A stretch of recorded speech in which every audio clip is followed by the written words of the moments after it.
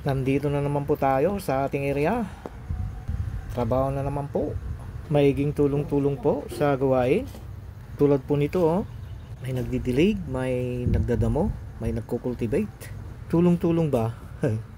Ganyan talaga para ang gawain ay mas madaling gawin matapos agad-agad.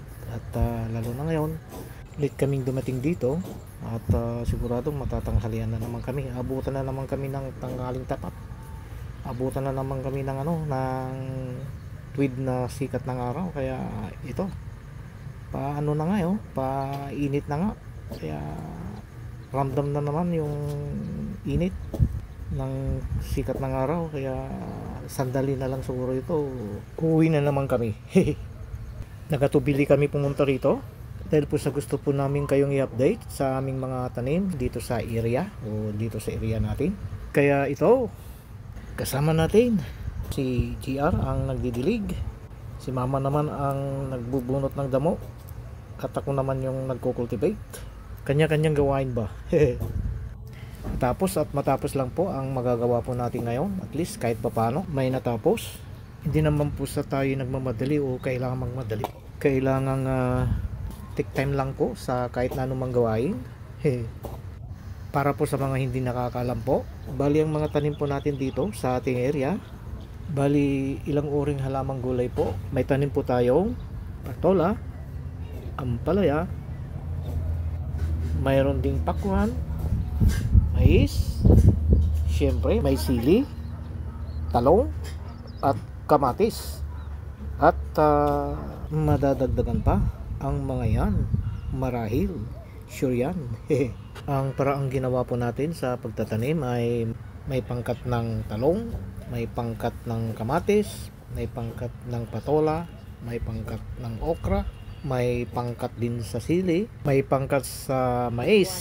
Ayun, dami. At mayroon pa pala, pakwan pa. Tudan, sabong dan na. Sabon dito nila. Kamatis. Hindi ka kamatis dito. Ano ba? Ayan. Kamatis na ito. Na. Kamatis na pintas. Good.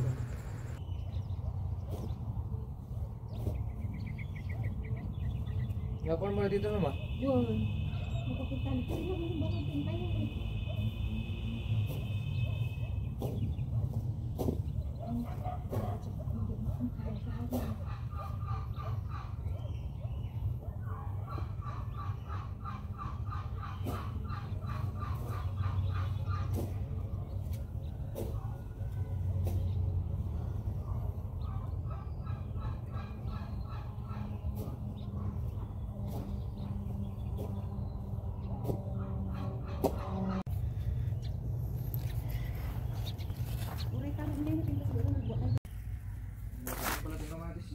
Ha? Bulaklak na nga ro daw. Pay nga Domingo ay takwan, tatakilan. Oy, baling nga bunga kita sabong yun. Sabungan nito kay dipin. Mura na bahala doon. Oo. Patola. Lalaki na itong patula. Na, pare patula ni nagaduti ka na sabong nan ni. Agi di matingag biag di bunga na. Dot. Yun. Nakapagdilig na naman tayo. At si JR ang nagdilig. Nakapagdilig na nakapagbulat.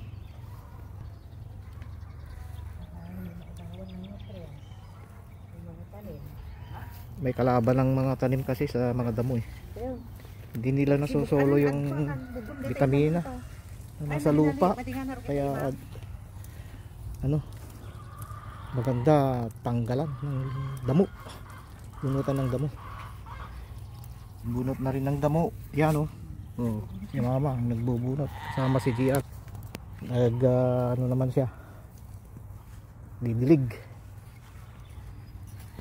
Ito na yung mga patula natin, lalaki na, kailangan na silang malagyan ng balag. Pagkapangnat, palapit sa pader. Mainit pa naman yung pader, malanta lang sila, sayang. Ito na yung mga tanim natin, na nadiligan na, kamatis. Yan, may mga talong din doon na nadiligan at sili.